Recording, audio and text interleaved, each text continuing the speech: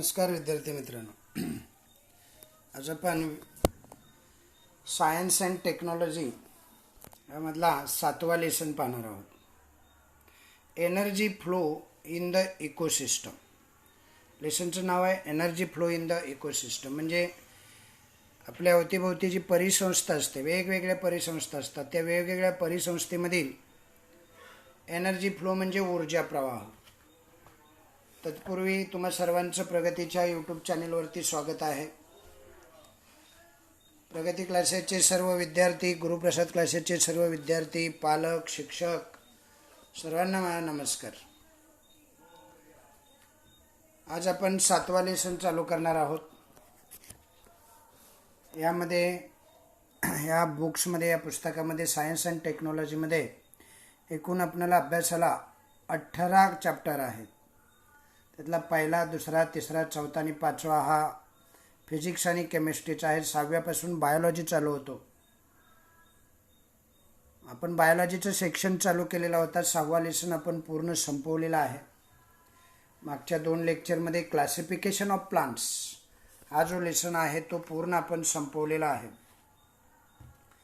आज आपल्याला परिसंस्था जी आहे त्या परिसंस्थेमधल्या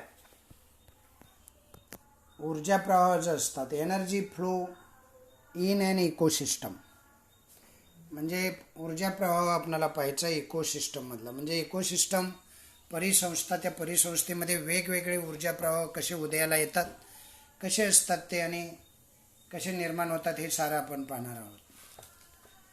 त्यामध्ये आपल्याला स्टडी कंटेंट जे आहेत, म्हणजे ज्याला मराठीत अभ्यास घटक असं म्हणतात, धड्यामध्ये स्टडी कंटेंट आहेत 3. एक आहे food chain and food web, दुसरा आहे द एनर्जी पिरॅमिड आणि तिसरा आहे biogeochemical cycle. In biogeochemical cycle there are 3 cycles: carbon cycle, oxygen cycle and nitrogen cycle. असे 3 सायकल आपल्याला जीवभू रसायन चक्रामध्ये कार्बन, ऑक्सिजन आणि नायट्रोजन चक्र पाहायचे आहेत. असे 3 स्टडी कंटेंट आहेत, म्हणजे अभ्यास घटक आहेत. ते 3च्या 3 अभ्यास घटक आपल्याला या लेसनमध्ये विस्तारितपणे अभ्यासायचे आहेत. तत्पूर्वी आपल्याला काही प्रश्न विचारलेले असतात. आपलं पूर्वज्ञान थोडंसं जागृत करण्यासाठी, आपण ज्या गोष्टी पाठीमागच्या इयत्तेमध्ये शिकलेलो असतो त्या थोड्याशा आठवण्यासाठी, त्या आठवल्या की आपलं पूर्वज्ञान थोडंसं जागृत होतं आणि मग आपल्याला कळायला अजून मदत होते. त्यासाठी मागे वळून पाहताना असं एक सदर दिलं आहे बघा, लुकिंग बॅक. लुकिंग बॅक म्हणजे मागे वळून पाहताना, म्हणजे मागच्या इयत्तेमध्ये थोडंसं झालेलं आपण आज उजळणी करणार आहोत. पहिला जो प्रश्न विचारलेला आहे तो आहे what is mean by ecosystem. म्हणजे परिसंस्थेमधला ऊर्जा प्रवाह शिकण्याच्या अगोदर तुम्हाला हे पूर्वज्ञान असणं गरजेचं आहे. इकोसिस्टम कशाला म्हणायचं हे तरी किमान माहीत असलं पाहिजे. व्हॉट इज इकोसिस्टम असा एक प्रश्न विचारलेला आहे. इकोसिस्टम म्हणजे काय, तर biotic and abiotic factors and their natural interactions from an ecosystem. म्हणजे इकोसिस्टम हे बायोटिक आणि अबायोटिक या घटकांची बनलेले असते. बायोटिक म्हणजे जैविक आणि अबायोटिक म्हणजे अजैविक. The biotic and abiotic factors and their natural interactions, नैसर्गिक अशा आंतरक्रिया, इंटरॅक्शन्स म्हणजे आंतरक्रिया, त्यांच्यापासून ही इकोसिस्टम बनते. थोडक्यात तुम्हाला जर सांगायचं झालं तर जैविक आणि अजैविक घटक या सृष्टीमध्ये असणारे, निसर्गामध्ये असणारे जैविक आणि अजैविक घटक आणि त्यांच्या आंतरक्रिया यांच्यापासून इकोसिस्टम बनते. Which are the different types of ecosystem. दुसरा प्रश्न आहे, which are the different types of ecosystem.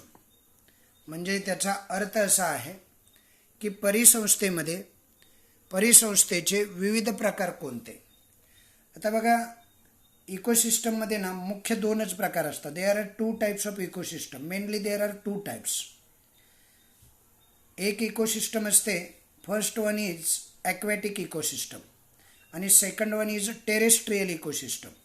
Aquatic ecosystem means मराठीमध्ये त्याला जलीय परिस्थितिकी असं म्हणतात किंवा जलीय परिसंस्था असं म्हणतात.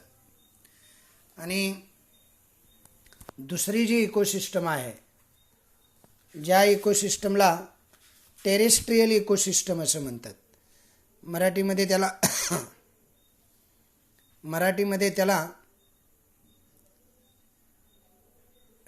काय म्हणायचं, भूपरिसंस्था. मराठीमध्ये भूपरिसंस्था म्हणतात त्याला. काही शब्द मराठीमधले बऱ्याच वेळेला आठवत नाहीत, आहे की नाही. There are 2 types of ecosystem, namely aquatic ecosystem and terrestrial ecosystem. आता तिसरा प्रश्न जे विचारलेला आहे, how do interaction take place between biotic and abiotic factors of the ecosystem.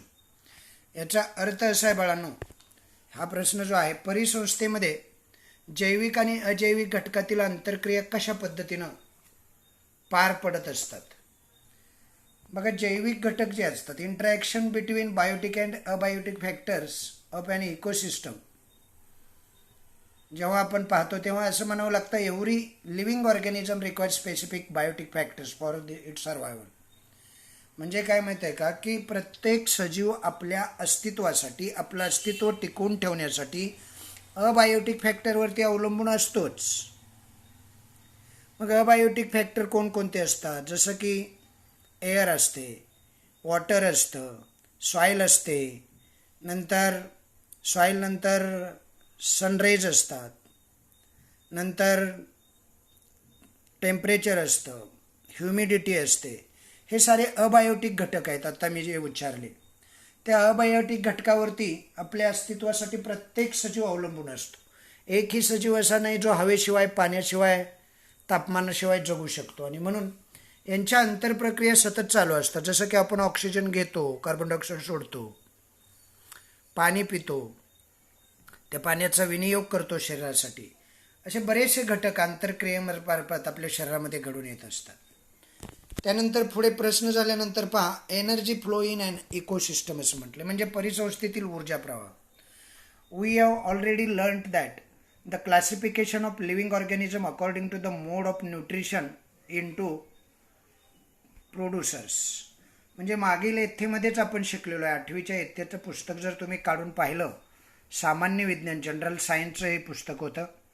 त्या पुस्तकामध्ये जर तुम्ही काढून पाहिलं तर पोषण पद्धतीनुसार आपण सजीवाचं वर्गीकरण त्यामध्ये शिकलो. त्यानुसार स्वयंपोषी जे असतात, स्वयंपोषी, त्यांना उत्पादक असं म्हणतात, प्रोड्युसर्स. म्हणजे स्वतःचं अन्न स्वतः बनवतात, म्हणजे प्रकाश संश्लेषणामध्ये, फोटोसिंथेसिसमध्ये भाग घेतात. Take part in the process of photosynthesis. This living organism called, काय म्हणायचं त्यांना, प्रोड्युसर. प्रोड्युसर म्हणजे काय रे, उत्पादक, म्हणजे उत्पन्न करणारे. नंतर दुसरा असतो कंज्युमर. कंज्युमर म्हणजे हा परपोषी असतो, भक्षक म्हणायचं त्याला, भक्षक म्हणजे वनस्पतींना खाऊन जगणारा कंज्युमर असतो. आणि तिसरा जो असतो ना त्याला सॅट्रोट्रॉपस असं म्हणतात, सॅप्रोट्रॉपस म्हणजे मृतोपजीवी. आणि अजून एक असतो डिकम्पोजर. डिकम्पोजरला विघटक असं म्हणतात. मग यामध्ये 4 घटक आहेत, प्रोड्युसर, कंज्युमर, सॅप्रोट्रॉपस. सॅप्रोट्रॉपस म्हणजेच सॅप्रोफाइट्स, त्याला हा लक्षात ठेवा शब्द, सॅप्रोफाइट्स म्हणजे मृतोपजीवी आणि डिकम्पोजर म्हणजे विघटक. Consider the various trophic levels of the ecosystem around you as given below. म्हणजे काय की खाली दिलेलं काही भक्षक स्तर आहेत, परिसंस्थेतील भक्षक स्तर. म्हणजे खाली जे चार्ट दिलेले आहेत ते परिसंस्थेमधील वेगवेगळे भक्षक स्तर आहेत. म्हणजे जे भक्षक असतात, उत्पादक एक असतो म्हणजे वनस्पती असतात, आणि त्याच्यावर जगणारे जे सारे पुढे चेनमध्ये असतात त्यांना भक्षक असं म्हणतात. त्यांची प्रत्येक पातळी, त्याला ट्रॉपिक लेवल असं म्हणायचं. ट्रॉपिक म्हणजे काही रस्त्यावरचं ट्रॉपिक नव्हे बरं का, हा शब्द लक्षात ठेवा. Tropic level of the ecosystem around you as given below. म्हणजे त्याचं निरीक्षण करायला सांगितलेलं आहे. खाली काही 4 वेगवेगळे बॉक्सेस दिलेले आहेत. पहिला आहे प्रायमरी कंज्युमर, त्याला हर्बिव्होरस म्हणतात, शाकाहारी. प्राथमिक भक्षक, प्रायमरी कंज्युमर म्हणजे प्राथमिक भक्षक, शाकाहारींना प्राथमिक भक्षक म्हणायचं. सेकंडरी कंज्युमर म्हणजे द्वितीयक भक्षक, त्यांना कार्निव्होरस म्हणजे मांसाहारी म्हणतात. आणि अपेक्षावर टॉप कंज्युमर्स त्यांना सर्वोच्च भक्षक म्हणतात. हे कार्निव्होरसच असतात म्हणजे मांसाहारीच असतात. आणि अजून एक टप्पा असतो शेवटचा, त्याला म्हणतात ऑमनिव्होरस किंवा मिक्स्ड कंझ्युमर्स, म्हणजे उभयहारी किंवा सर्वाहारी असंही म्हणतात. आता बघा, पहिला प्रायमरी कंझ्युमर जो आहे, ज्याला हर्बिव्होरस म्हणतात, त्यामध्ये ग्रास हॉपर येतो, स्क्वॅरल्स म्हणजे खारुताई येतात, ग्रास हॉपर्स म्हणजे नाकतोडे, एलिफंट येतो. हे सारे कसे असतात रे? वनस्पतीवर जगणारे ना. They are directly depends on autotrophs, म्हणजे प्रोड्युसर असतात. स्वयंपोषी म्हणायचं त्यांना, स्वयंपोषी. जे स्वयंपोषी असतात ते उत्पादक म्हणून ओळखले जातात. सेकंड असतो म्हणजे सेकंडरी कंझ्युमर, कार्निव्होरस असतो, जसं की फ्रॉग, आऊल, फॉक्स. हे जे प्राणी असतात, these consumers use herbivores as their food, म्हणजे हर्बिव्होरस या सजीवांच्यावरती अन्नासाठी हे अवलंबून असतात. तिसरा असतो apex, top consumers. Top consumer म्हणजे सर्वोच्च भक्षक, त्यांना कार्निव्होरस असंही म्हणतात. त्यामध्ये येतो टायगर आणि lion. These consumers use herbivores and carnivores as their food. On other animals feed on no other animals feed on top consumers. म्हणजे वाघ, सिंह असतात ना, यांना सर्वोच्च भक्षक असं म्हणायचं. मांसाहारी आणि शाकाहारी दोन्ही प्राण्यांना हे खाऊन जगत असतात. मात्र इतर प्राणी त्यांना खात नाहीत. नंतर सर्वात शेवटचं आहे ऑमनिव्होरस. ऑमनिव्होरस म्हणजे त्याला मराठीत म्हणतात उभयहारी, म्हणजे मिश्राहारी, मिक्स्ड कंझ्युमर्स असंही म्हणतात. Bear, human and bear feeds on herbivores and carnivores. हे सुद्धा शाकाहारी आणि मांसाहारी दोन्हीवर जगत असतात. असे ट्रॉपिक लेवल दिलेले आहेत, म्हणजे भक्षणाचे स्तर दिलेले आहेत.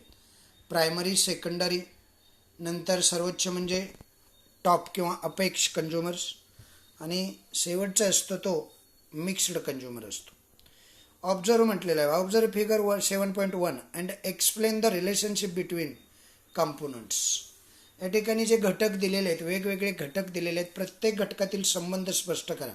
निरीक्षण करा त्या आकृतीचं 7.1चं, आणि तुम्ही तुमच्या लेवलला थोडंसं काय करायचं आहे, ही कशा पद्धतीची अन्नसाखळी आहे, कुठून चालू झालेलं आहे. बघा, या अन्नसाखळीमध्ये 7.1मध्ये तुम्ही स्वतः डिस्कस करणं आणि चर्चा करणं हे महत्त्वाचं आहे. आम्ही सांगून त्याचा काही उपयोग नाही. बघा, यामध्ये तरीही सांगतो मी तुम्हाला थोडक्यात. यामध्ये वनस्पती जे आहेत, सूर्य दाखवलेला आहे. सूर्याचा प्रकाश जो आहे तो वनस्पती शोषून घेतात. सूर्यप्रकाशाच्या सान्निध्यात आणि हरित लवकांमुळं ते फोटोसिंथेसिस घडवून आणतात, म्हणजे स्वतःचं अन्न स्वतः तयार करतात वनस्पती. म्हणून त्या प्रोड्युसर आहेत, उत्पादक आहेत. त्या उत्पादकांना खाऊन जगणारा नाकतोडा दाखवलेला आहे. नाकतोड्याला खाऊन जगणारा बेडूक दाखवलेला. बेडकाला खाऊन जगणारा साप आहे. सापाला खाऊन जगणारा ससाना आहे. आणि ससाना शेवटी काय, सर्वोच्च भक्षक, तो कधी ना कधी मरणार. त्याच्यावरती बुरशी आणि काही सूक्ष्मजीव असतात, ते त्याचं विघटन करत असतात आणि मग तो पुन्हा विलीन होतो मातीमध्ये. पुन्हा मुळं, झाडं शोषून घेत असतात मुळाद्वारे खनिज, क्षार, मिनरल्स. अशा पद्धतीनं ही चेन आहे. एक चेन दिलेली आहे, फूड चेन म्हणतात त्याला. ओके. आता बघा, construct 4 chains like one shown in the 7.1. म्हणजे आकृती 7.1मध्ये दिल्याप्रमाणे अशा 2-4 चेन तुम्हाला तयार करता येतील का? एक दिलेले आहे. आता बघा, वनस्पती खाऊन जगणारा काय फक्त हा काही नाकतोडेच नसतो. वनस्पती खाऊन जगणारे अनेक प्राणी आहेत. पक्षी आहेत, हरिण आहे, रॅबिट आहे, हे काही मांस खाणारे प्राणी, हत्ती आहेत. अशा पद्धतीने अनेक प्राणी आहेत. त्यापासून तयार होणारे अन्नसाखळ्या तुम्हाला लिहायला सांगितले. पुढे काय म्हटलं आहे बघा, interaction go on continuously between producer, consumer and saprophytes. म्हणजे उत्पादक, भक्षक आणि मृतोपजीवी. सॅप्रोफाइट्स म्हणजे मृतोपजीवी, हा शब्द लक्षात ठेवायचा. नंतर प्रोड्युसर म्हणजे उत्पादक, आणि दुसरा एक शब्द आहे फक्त कंझ्युमर्स म्हणजे भक्षक. हे शब्द लक्षात ठेवलं की कळत जातं. मग बघा, interaction go on continuously between producer, consumers and saprophytes. म्हणजे उत्पादक, भक्षक आणि मृतोपजीवी यांच्यामध्ये कायमच प्रक्रिया सुरू असतात. ओके.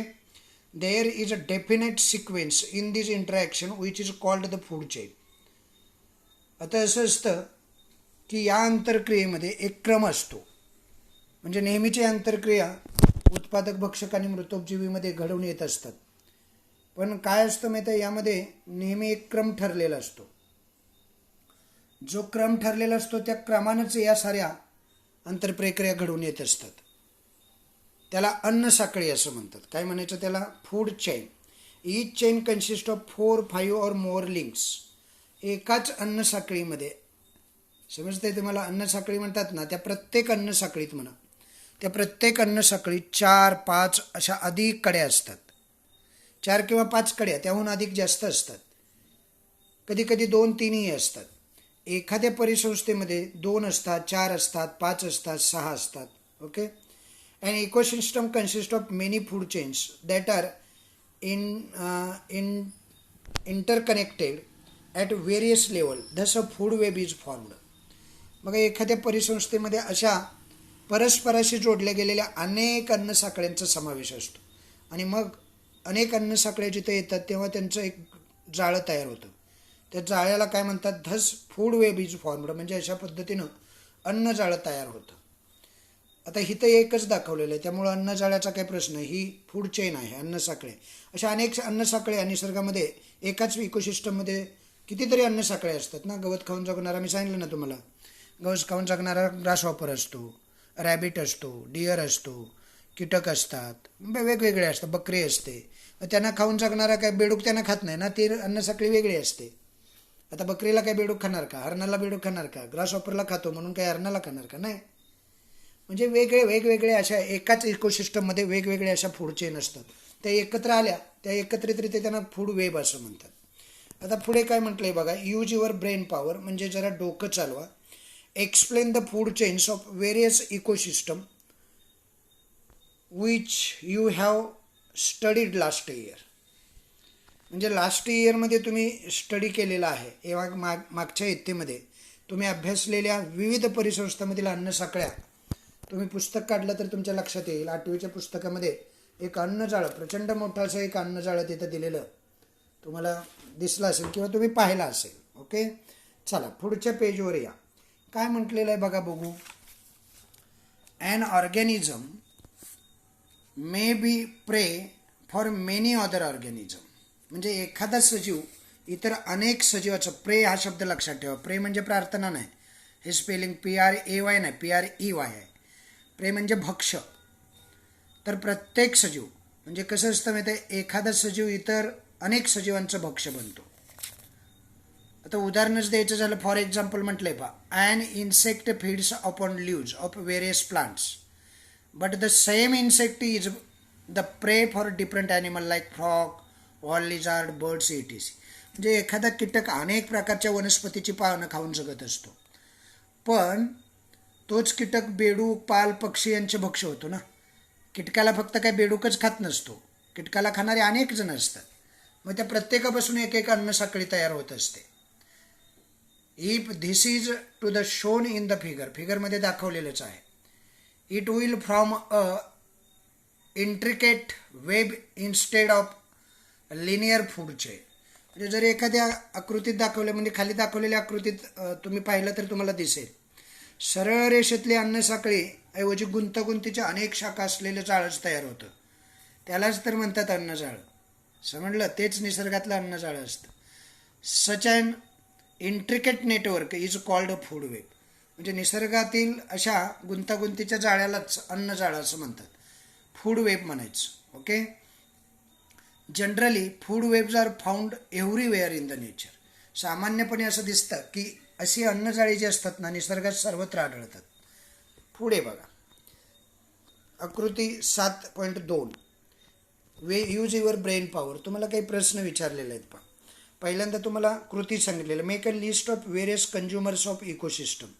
कंझ्युमर्स म्हणजे भक्षक, वेगवेगळे भक्षक आहेत ना वेगवेगळे इकोसिस्टममधले, त्याची एक यादी तयार करा. अराउंड यू म्हणजे तुम्ही अवतीभोवती तुमच्या पाहिलं तर अनेक प्राणी तुम्हाला असे दिसतील जे दुसऱ्यावर अन्नासाठी अवलंबून आहेत, त्यांना कंझ्युमर म्हणतात. वेगवेगळे कंझ्युमर आहे त्याची यादी तयार करा. And classify them according the mode of nutrition. आणि मग काय करा माहिती आहे, वर्गीकरण करा. त्यांचं पोषण पद्धतीनुसार वर्गीकरण करायला सांगितलेलं. मोड ऑफ न्यूट्रिशन म्हणजे पोषण पद्धती. ओके. चित्र दिलेले आहेत ना, त्यामधून एक अन्नजाळं कसं तयार होईल मग तुमच्या लक्षात येईल. Picture of various organism are given in 7.2. Construct a food web from this picture. म्हणजे अन्नजाळं तुम्हाला दिलेलं आहे आकृती 7.2मध्ये अनेक काय दिलेलं आहे, पिक्चर्स ऑफ व्हेरियस ऑर्गॅनिझम, वेगवेगळे ऑर्गॅनिझम दिलेले आहेत. मग काय करा, construct a food web from those pictures. त्या पिक्चरपासून वेगवेगळ्या प्रकारची जाळी तयार करा. अन्नजाळं तयार करा. म्हणा जाळी म्हणजे काय, असे नेट नव्हे, अन्नजाळं, फूड वेब.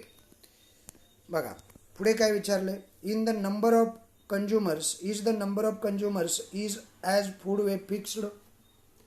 म्हणजे काय माहिती आहे, हे जे फूड वेब्स आपल्याला पाहायला मिळतात, वेगवेगळे फूड वेब आहेत बघा. आता या फूड वेबमध्ये, फूड वेब म्हणजे मराठीत काही सांगा बघू, सांगता येईल तुम्हाला? तर फूड वेब म्हणजे अन्नजाळं. आता या अन्नजाळ्यामध्ये तुम्हाला असा प्रश्न विचारलेला आहे की हे जे अन्नजाळं आहे, म्हणजे एखादा अन्नजाळं परिसंस्थेमध्ये, कोणत्याही परिसंस्थेतलं असेल, त्या अन्नजाळ्यांमध्ये भक्षकांची संख्या निश्चित असते का, असा प्रश्न विचारलेला आहे. अर्थातच त्याचं उत्तर नो असं असणार. काय असणार? याचं उत्तर नो असं असणार. म्हणजे फक्त भक्षकांची संख्या जी असते ती एकच असणं शक्य नाही. समजते ना? म्हणजे हे जे भक्षक असतात ते वेगवेगळे असतात, त्यांची संख्यासुद्धा. बघा त्याचं उत्तर नो असं असेल. The number of consumers in food web is not fixed due to complex interaction the consumer to keep on changing in any natural food web. म्हणजे नैसर्गिक फूड वेब जर तुम्ही पाहिलं ना, त्यामधले जे कंझ्युमर्स असतात ना, भक्षक जे असतात ना, ते बदलत जातात. वेगवेगळ्या फूड वेबमधलं कंझ्युमर्स वेगवेगळे असतात. म्हणजे गुंतागुंतीच्या क्रिया ज्या असतात त्या जाळ्यामध्ये होणाऱ्या, अन्न जाळ्यामध्ये, त्यामुळे भक्षक देखील बदलत असतात. पुढे दुसरा प्रश्न काय विचारला आहे पहा, what will be the effect on the ecosystem if only one type of organism in it forms the food for several different consumers in that ecosystem. म्हणजे अनेक भक्षकाचं अन्न जर एकाच प्रकारचं सजीव असेल तर त्याचा परिसंस्थेवर काय परिणाम. म्हणजे भक्षक जास्त आणि भक्ष्य एकच आहे, म्हणजे खाणारे जे असतात आणि खाद्य एकच आहे, तर त्या परिसंस्थेवर त्याचा काय परिणाम होतो बघा. म्हणजे काय होतं माहिती आहे, अनेक भक्षकाचं अन्न जर एकाच प्रकारचे सजीव असतील तर त्या अन्नाचा तुटवडा भासतो ना, ते लगेच संपतील. मग काय होईल, अफरातफरी माचेल अन्नासाठी, बळी तो कानपिळी होईल. म्हणजे बळी तो कानपिळी या तत्वानुसार फक्त जे अन्न मिळवू शकतात तेच जिवंत राहतील. ज्या अन्नावर अनेक जण अवलंबून असतील ते संपले तर काय होईल रे, त्यांच्या भक्षकांची संख्या देखील कमी होईल ना. या सर्वांचा परिणाम असा होईल की परिसंस्थेचं संतुलनच सारं बिघडून जाईल. म्हणजे कसं होईल माहिती आहे बघा, if only one type of organism in the ecosystem forms the food for several different consumers, then there would be a shortage of food as per the principle of survival of the fittest. म्हणजे बळी तो कानपिळी. only those who grab the food will remain alive. म्हणजे ज्याला अन्न मिळवण्याची अक्कल आहे, कला आहे, तोच जिवंत राहणार. if the food required by many consumers is finished, मग काय होईल, then the number of consumer will also fall down. म्हणजे जर भक्षकांचं खाद्य जर संपलं तर भक्षकसुद्धा संपतील ना, त्यांना अन्न मिळालं नाही तर. आणि तिसरा प्रश्न असा विचारला आहे, why is balance of equilibrium necessary in the food web. म्हणजे अन्नजाळ्यामध्ये संतुलन असणं का आवश्यक असतं. अन्नजाळ्यामध्ये संतुलन असावं का, तर संतुलन असावं. त्याची अनेक कारणं आहेत बरं का. अन्नजाळ्यामध्ये संतुलन नसलं तर त्यातील विविध पोषण पातळ्या ज्या असतात त्या पातळ्यामध्ये सजीवामध्ये योग्य प्रकारे आंतरक्रियाच होणार नाहीत. संतुलन पाहिजे. म्हणजे भक्षकांचे प्रमाण, म्हणजे जे प्रोड्युसर आहेत ना त्याच्या प्रमाणात भक्षक पाहिजेत, तेवढे नाही पण प्रमाण पाहिजे. त्यांचं एक प्रमाण ठरलेलं असतं. उत्पादक जे असतात त्यापेक्षा भक्षक जास्त झाले तर परिसंस्था दुष्काळ पडू शकतो ना. भक्षक ते उत्पादन खाऊन टाकतील, सारं संपवून टाकतील. जर वाघासारखं समजावं, एखादं उदाहरण सांगतो, जर वाघासारखं सर्वोच्च भक्षक मानवाच्या शिकारीला बळी पडले तर काय होईल रे, हरणासारख्या द्वितीय भक्षकांचं म्हणजे प्रमाण वाढेल आणि मग त्याचा परिसंस्थेवर परिणाम असा होईल, हरणं वाढल्यामुळं त्यांना गवत आणि वनस्पती कमी पडतील. मग गवत कमी पडलं, गवत संपलं तर जमिनीवरचं वाळवंट होईल जमिनीचं. असं सर्व विनाशकारी परिणाम होतील आणि म्हणून त्यांचं संतुलन राखणं फार गरजेचं असतं. ओके, असा तिसरा प्रश्न झाला. पुढे बघा, make some interesting observation while having a meal at home identify the trophic level of the various food item in your dish. Identify your own level in the chain. बघा तुम्हाला काय सांगितलं हे कळालं का बघा अगोदर. ते कळणं फार गरजेचं आहे. म्हणजे तुम्हाला एक गंमत म्हणून एक प्रयोगच करायचा आहे असं म्हणा. घरी आपण जेवतो ना, घरी जेवत असताना एक गमतीशीर निरीक्षण करा. ताटामध्ये विविध प्रकारचे अन्नपदार्थ वाढलेले असतात पहा. आता अन्नसाखळीतील कितव्या टप्प्यातील ते अन्नपदार्थ आहे ते ओळखायचं आहे तुम्हाला. म्हणजे प्रत्येक अन्नपदार्थ कोणत्या टप्प्यातला आहे, अन्नसाखळीमध्ये त्याचं स्थान काय आहे, त्यावर आपण अन्नसाखळीचा कितवा टप्पा ठरतो, आपण कितवा ठरतो हे शोधून काढायचं आहे. म्हणजे अन्नही शोधायचं आणि आपण खाणारे, ते अन्न खाऊन आपण जगतो ना, तेव्हा आपण अन्न खाणारे सुद्धा कितवा टप्पा आहे हे सुद्धा शोधून काढायला सांगितलेलं आहे. कळते? अशा पद्धतीनं आपल्याला एक जाता जाता म्हणजे जेवायला बसल्यानंतर आपण दररोज अनेक पदार्थ खात असतो. बघा, the food item in the plate. Food item जे असतात ना प्लेटमधले, ते कोणकोणते असतात म्हणजे ताटातील पदार्थ म्हणा.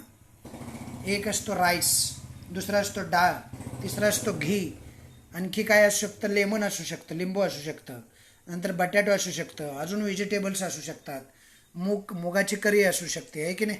म्हणजे ताटातील पदार्थ काय काय असतात, भात, वरण, तूप, बटाट्याची भाजी, नंतर मुगाची उसळ, लिंबू, हे सारे पदार्थ असतात, आहे की नाही. आता यामध्ये काय होतं माहीत आहे, all the vegetarian food items consist of first trophic level of producers as they are obtained from the plants. बघा, म्हणजे यामध्ये भात आपल्याला मिळतो, वरण मिळतं, लिंबू, बटाटा आणि मूग हे कशापासून मिळतात, वनस्पतीपासूनच मिळतात ना. म्हणजे हे काय आहेत रे सारे, प्रोड्युसर आहेत ना, उत्पादक म्हणायचं त्यांना, म्हणजे फर्स्ट ट्रॉपिक लेवल म्हणायचं त्यांना. नंतर त्यामध्ये जो तूप आहे ना तो सोडला तर सारे वनस्पतीपासून जगतात. म्हणजे आपण जे आहे हे डाळ, तूप, भात, नंतर लिंबू, बटाटा, मूग खाणारे आपण झालो द्वितीय भक्षक. म्हणजे हे वनस्पतीपासून मिळतात सारे, म्हणून हे झाले फर्स्ट प्रोड्युसर म्हणा किंवा first trophic level. Ghee is an animal product. म्हणजे तूप आहे ना त्यातलं, ते तूप ॲनिमल प्रोडक्ट असतं आणि ते सेकंड ट्रॉपिकल लेवलमध्ये असतं. मग तुम्ही जर भक्षक म्हणून जर तूप खात असाल तर तुम्ही झाला तृतीय भक्षक, सर्वोच्च भक्षक झाला. समजलं? Primary consumers and second trophic level. Those of us who are non vegetarian are secondary consumers. Non vegetarian असतात ना ते द्वितीय भक्षक असतात. म्हणजे जर समजा तुमच्या ताटामध्ये मांस आहे, समजा तुम्ही एखाद दिवस कोंबडी किंवा मांस खाताय असं समजा. आता मांस खाणारे जे प्राणी, म्हणजे मांस खाणारा प्राणी असतो तो सर्वोच्च भक्षक असतो. म्हणजे तो शाकाहारी करतो आणि मांसाहारी करतो. म्हणजे हे जे मांसाहारी प्राणी आहेत ना ते शाकाहारीवर जगतात. शाकाहारी असतात फर्स्ट म्हणजे प्रायमरी कन्झ्युमर्स, आणि त्यावर जगणारे हे जे मांसाहारी कोंबडी किंवा बकरा असतो ना ते शाकाहारी असतात. समजतं? पहिले कन्झ्युमर्स म्हणजे प्रोड्युसर झाले, उत्पादक. त्याच्यावर जगणारे हे बकरा, कोंबडी वगैरे असतात, वनस्पती खाऊन जगणारे. मग त्याच्यावर जगणारे द्वितीय भक्षक झाले, प्रायमरी भक्षक. आणि मग आपण कोंबडी आणि मांस खातो म्हणजे आपण द्वितीय भक्षक झालो. जर मांस खात असेल तर द्वितीय भक्षक झालो. डाळ, मूग, तूप, बटाटा, लिंबू, भात खात असेल तर द्वितीय भक्षक झालो. म्हणजे द्वितीय भक्षकाची भूमिका आपली असते. असं जेवतानाच आपण जर आपल्या ताटातील पदार्थ जर बघितले तर आपलं स्थान त्या फूड चेनमधलं काय आहे हे आपल्याला कळू शकतं. पुढे बघा, एनर्जी पिरॅमिड दिलेला आहे तुम्हाला. एनर्जी पिरॅमिड, त्याला ट्रॉपिक लेवल असं म्हणतात. आता हा एनर्जी पिरॅमिड नक्की काय असतो बघा. एनर्जी पिरॅमिड कशाला म्हणायचं. आता हा जो एनर्जी पिरॅमिड आहे ना तो कसा तयार होतो बघा. एनर्जी जी असते ना ते प्रोड्युसरपासून म्हणजे उत्पादकापासून ते तृतीय पोषण पातळीपर्यंत. बघा, उत्पादक हा सर्वात खालचा स्तर असतो. अन्नसाखळीत प्रत्येक पातळीला पोषण पातळी असं म्हणतात. तुम्हाला जो पिरॅमिड दिला आहे, ट्रॉपिक लेवल दिलेले आहे, ते 4 दिलेले आहेत बघा. फर्स्ट, सेकंड, थर्ड आणि फोर्थ. पहिली जी आहे ना ते आहे प्रोड्युसर्स. प्रोड्युसर हे काय उत्पादक असतात. म्हणजे त्या परिसंस्थेमध्ये all producers in ecosystem, plants म्हणतात त्यांना. म्हणजे या वनस्पती असतात त्यांना प्रोड्युसर म्हणजे उत्पादक म्हणायचं. नंतर दुसरी पातळी जी आहे त्याला फर्स्ट ट्रॉपिक लेवल असं म्हटलेलं आहे. उत्पादक हा बेस आहे साऱ्या अन्नसाखळ्यांचा. आणि फर्स्ट ट्रॉपिक लेवल आहे हार्बिव्हरस, शाकाहारी पहिल्या पातळीत येतात. दुसरे आहे कार्निव्हरस म्हणजे मांसाहारी, आणि ऑमनिव्हरस म्हणजे सर्वाहारी. असे 3-4 ट्रॉपिक लेवल दिलेले आहेत पहा. दिलेले आहेत की नाही आकृतीमध्ये? आकृती 7.3 मध्ये दिलेले आहेत पहा. पण त्या आकृतीवरून असं दिसतं की जी प्रोड्युसर लेवल आहे त्यातली सारी एनर्जी फर्स्ट ट्रॉपिक लेवलला जात नाही. नंतर त्यातली फर्स्ट ट्रॉपिक लेवलची सर्वच एनर्जी सेकंड ट्रॉपिकला जात नाही, आणि सेकंड ट्रॉपिक लेवलची सर्वच एनर्जी थर्ड ट्रॉपिक लेवलला जात नाही. म्हणजे एनर्जी खालून वर जात असताना, प्रत्येक पातळीत प्रवेश करत असताना ती कमी कमी कमी होत जाते, डिक्रीज होत जाते. निम्न स्तरापासून त्या वर जर आपण गेलो, उत्पादकापासून उच्च स्तराकडे आपण उच्च भक्षकापर्यंत गेलो, तर टप्प्याटप्प्यानं ही एनर्जी घटत जाते आणि त्यामुळे एक पिरॅमिड तयार होतो. म्हणून त्याला ट्रॉपिक लेवल पिरॅमिड किंवा एनर्जी पिरॅमिड असं म्हणतात. ओके, बघा काय सांगितलं. Each level in the food chain is called a trophic level. म्हणजे अन्न साखळीतील प्रत्येक पातळीला पोषण पातळी असं म्हणतात. Okay, a trophic level is the step at which the organism obtain its food in the chain. म्हणजे पोषण पातळी म्हणजे अन्न प्राप्त करण्याचं स्तर, म्हणजे प्रत्येक सजीवाचा अन्न प्राप्त करण्याचा स्तर म्हणजे एक पोषण पातळी. आता बघा पुढे काय सांगितलेलं आहे. The amount of matter and energy gradually decreases from producer at lowest level to top consumer at the highest level. म्हणजे अन्न साखळीमधले जे अन्न घटक आहेत आणि ऊर्जेचं प्रमाण आहे, त्या ऊर्जेचं प्रमाण आणि अन्न घटक निम्न स्तरापासून, सर्वात निम्न असतो वनस्पती म्हणजे प्रोड्युसर, त्या निम्न स्तरापासून उत्पादकाकडे म्हणजे सर्वोच्च उत्पादकाकडे उच्च स्तरापर्यंत, भक्षकांच्या उच्च स्तरापर्यंत टप्प्याटप्प्याने ही एनर्जी जात असते आणि प्रत्येक टप्प्यावरती घटत जात असते, कमी होते, आणि त्यामुळं एक त्रिकोणासारखा आकार एनर्जीचा तयार होतो. पिरॅमिड म्हणतात त्याला, ऊर्जेचा मनोरा किंवा एनर्जी पिरॅमिड म्हणायचं. ओके, पुढे काय म्हटलंय, ॲन इंट्रोडक्शन ऑफ सायंटिस्ट म्हणजे परिचय शास्त्रज्ञाचा. ओके, काय नाव आहे रे शास्त्रज्ञाचं? लिंडमन. काय नाव आहे? लिंडमन. लक्षात ठेवायचं किंवा मग बाजूला लिहून ठेवायचं. बऱ्याच वेळेला आपण वाचलेलं असतं पण गॅप पडला की मग वाचता बी येत नाही आपल्याला. बघा, Lindeman in 1942 studied the food chains and energy flow through it. Charles Elton दुसरं एक नाव आहे बघा, ते नाव लक्षात ठेवायचं. Charles Elton, a British scientist, first produced the concept of ecological pyramid in 1927 after his study of the tundra ecosystem of the Bear Island in England. म्हणजे काय माहीत आहे, 1942 लिंडमन या शास्त्रज्ञानं अन्न साखळी आणि त्यातील ऊर्जा वहन यांचा अभ्यास केला. समजते? नंतर परिस्थितिकीचा मनोरा किंवा परिस्थितिकीय मनोरा, इकोलॉजिकल पिरॅमिड, ही संकल्पना सर्वप्रथम चार्ल्स एल्टन या ब्रिटिश शास्त्रज्ञानं 1927 इंग्लंडमधील बियर बेटावरील टुंड्रा परिसंस्थेचा अभ्यास करून मांडली. Okay, hence this pyramid is called a Elton pyramid. Eltonian, या पिरॅमिडला एल्टॉनियन पिरॅमिड असंही म्हणतात, म्हणजे एल्टॉनियन मनोरा असं सुद्धा म्हणतात. ओके, म्हणजे थोडीशी शास्त्रज्ञांची माहिती इथं तुम्हाला दिलेली दिसते. पुढचं पेज बघा, तिसरं पेज, या लेसनचं तिसरं पेज म्हणजे पेज नंबर 83. ओके, तर 83 वरती काय सांगितलेलं आहे पहा. 83 पेजवरती जर तुम्ही गेलात तर तुम्हाला 2 कॉलम दिसत आहेत. एक कॉलम आहे थिंक अबाउट इट म्हणजे जरा विचार करा, आणि दुसरा आहे यूज युअर ब्रेन पॉवर म्हणजे जरा डोकं चालवा. आता जरा विचार करामध्ये काय दिले बघा. What happens to the energy during its transfer from producer to apex consumer? Does it remain trapped in the apex consumer? Does it remain in the body of apex consumer till its death? आता याचं उत्तर तुम्हाला नक्की सांगता आलं पाहिजे. प्रश्न असा आहे की उत्पादकापासून ऊर्जा सर्वोच्च भक्षकाकडे संक्रमित होत असते.